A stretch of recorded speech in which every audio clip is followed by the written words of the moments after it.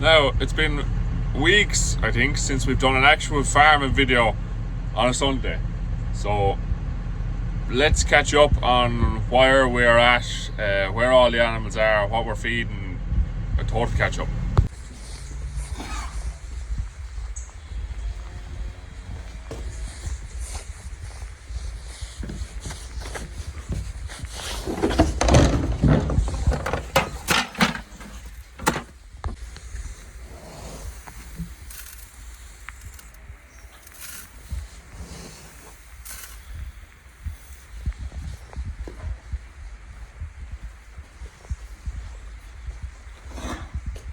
Now, first shed, what have we got up here? We have the first 10 cows that we have dried off. So it's nearly the first week in December now. And this is the only animals that we've dried off. So we're milking the most amount of cows at this time of the year that we've ever milked. Purely because, well, two reasons. The milk price, as bad as it currently is higher than it will be when we open in the spring. And the cows are milking really well. So there isn't a pile of cows to pick from to dry off. But these are first calvers that are due to calve the first week in February.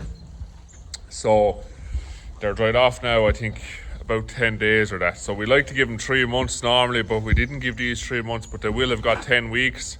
So it's better than 2 months. The ideal is to give a first calver 3 months dry. It just gives her the best chance to heal up for her second lactation.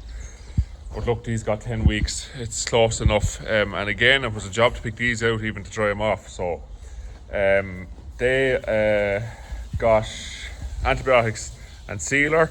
Then they were put on a restricted diet for a few days and put on a clean straw bed. And then once we knew that they were sealed up well enough and there was no milk leaking and their udders were starting to contract, so a little bit less milk in them, they come up here onto the slats because it's the cheapest place to carry them.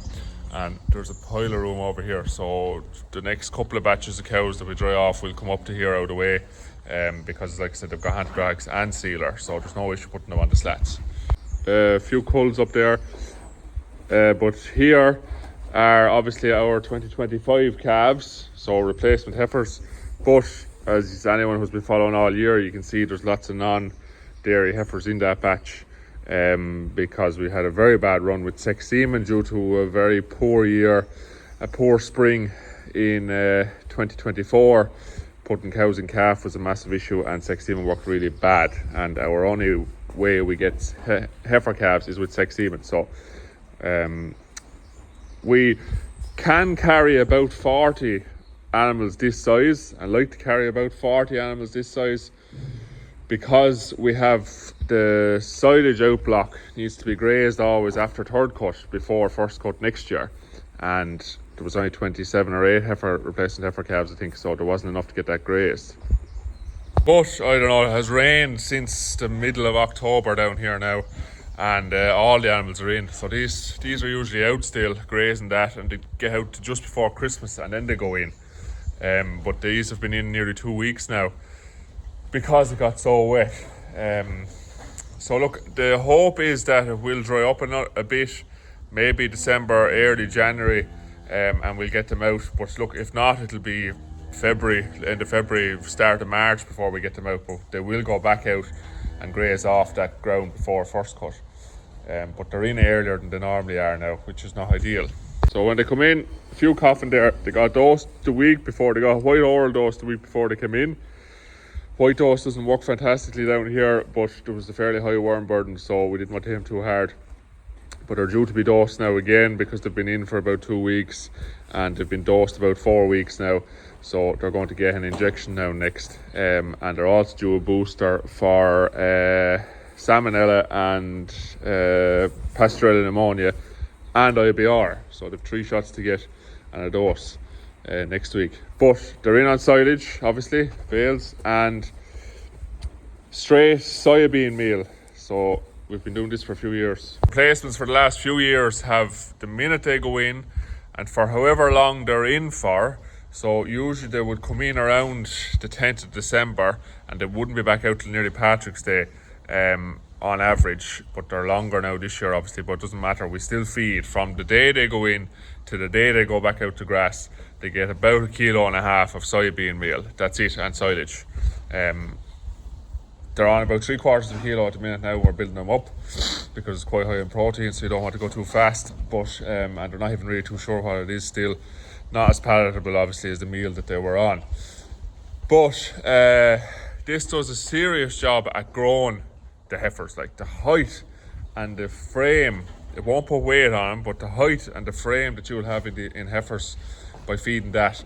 And then it's pretty cheap bang for buck wise at that age, compared with a ration that you'd get that would maybe be 20% protein. There's a much higher protein content in that, and you have to feed about 1.5 kilos, and it is plenty. If you feed that to them every day while they're in, like the difference in heifers when they go out for their second summer, when we started using that to when we weren't doing that, or when we were buying expensive 20% protein heifer rare nuts, they're way better on the side bin. Way better. Now on to the next yard.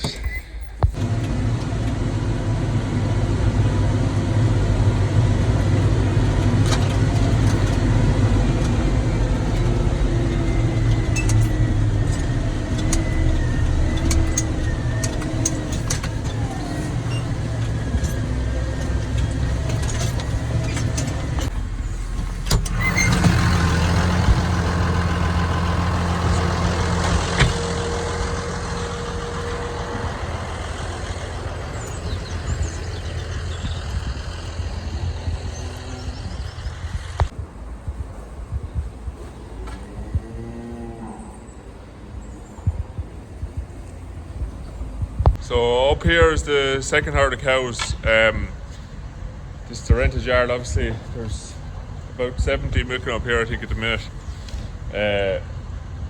Just first, the few changes that were made to the yard this year. So the lights and the scrapers, new scraper and repairs to the old one, and the cubicle bars fixed.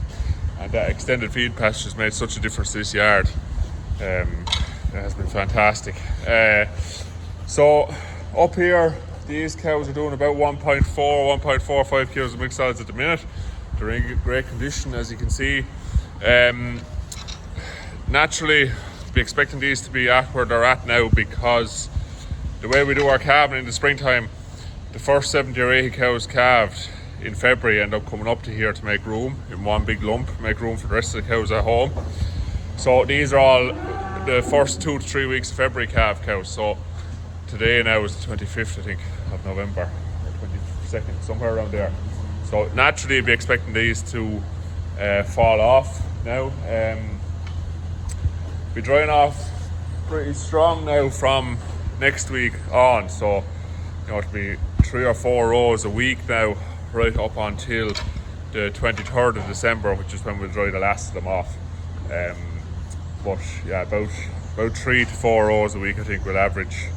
And we'll get them all done then by the end of, or by the 23rd of December, which is the day that we like to get dried off. Just put up these cows' percentages here now in a box, and you can have a look at what their percentages are. Not as good here as the home farm, because the silage is not as good. So the ground that we reseeded this year was on the silage ground, and needed to be done because there's a lot of weeds in it, and I see an awful lot of docks in this silage. So this is the pit silage, so it's not as good, so that's why they're not milking as well up here as at home. Percentage wise, they're not milking as well up here as at home. The diet up here for these is ad lib silage, about 5 kilos of fodder beet. I haven't weighed it, but I think they're probably on 5 or 6 kilos of fodder beet, fresh weight. And then they're on 5 to 6 kilos of an 18% dairy nut as well. Hence the condition in the cows, obviously. A bit easier to have them dried off, over conditioned, and you can feed them not great stuff over the winter, and then they'll calve down where you want them. Whereas, I don't know, it can be hard to put a lot of condition up on them while they're dry, if you have made dry cow silage for them. So dry cow silage is not great stuff, so we have dry cow silage for these, and it's just nice to have a bit of condition on then, so that you can use that up. It doesn't make things overly complicated while they're dried in. It's just silage and that's it.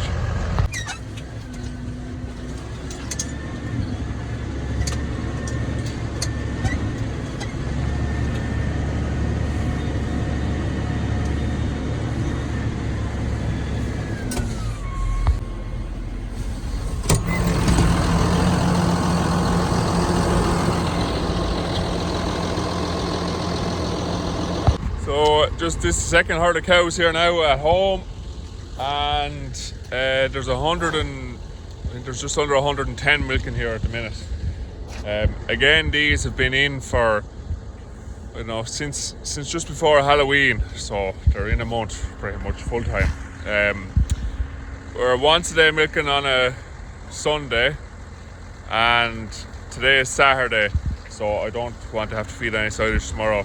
And we've changed them just today over onto these higher dry matter bales, so worse quality bales that have been on really good stuff there. So I just have changed them over now today, because these are all going to be starting to dry off hard now over the next 3 weeks. They're currently doing 1.65 kilos of milk solids. I'll put up the percentages here. They're doing like crazy fat, over 6% fat, like they're over 10% solids at the minute. So, and these are on the same diet, so they have been on really good silage, which have been helping it. 5 to 6 kilos of an 18% nothing to para, and then about 6 kilos fresh whey of beet as well. So even though we have them on drier, less quality silage now, we'll keep them on the beet until the pile of beet is used up, and then there'll be no more beet for the autumn. But again, cows are in good condition here as well, so you know we're happy with where cows are, and hence the reason we haven't been eager to dry any off as well. And then these are doing 1.65 kilos of milk solids, which is very good for the time of the year, nearly December. Because obviously they're on better silage here, but also the last of the cows that calved would be here as well, so maybe a third of these would have been calved from after St. Patrick's Day. So look, they're not on the downward, too much of a downhill slope there in terms of lactation yet, so it's holding this farm better than it is the other farm. But that's it pretty much.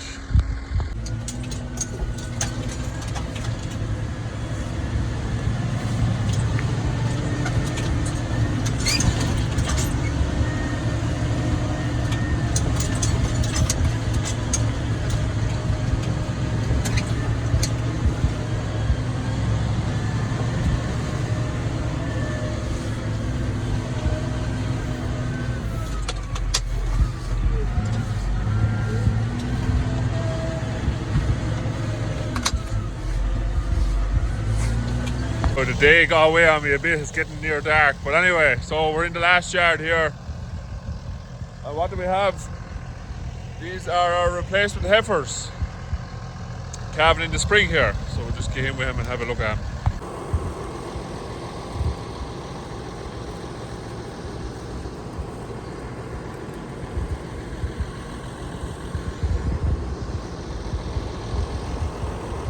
So I love these sheds down here because it's a straw layback, and then they're standing and eating on slats, so it works really well.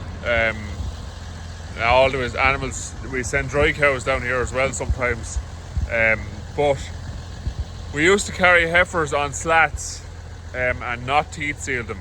Disaster. So you'd have an awful lot of mastitis and high cell count heifers when they calve, which is no good. So we moved to prioritising this shed for them 2 years ago. So we've had 2 springs now.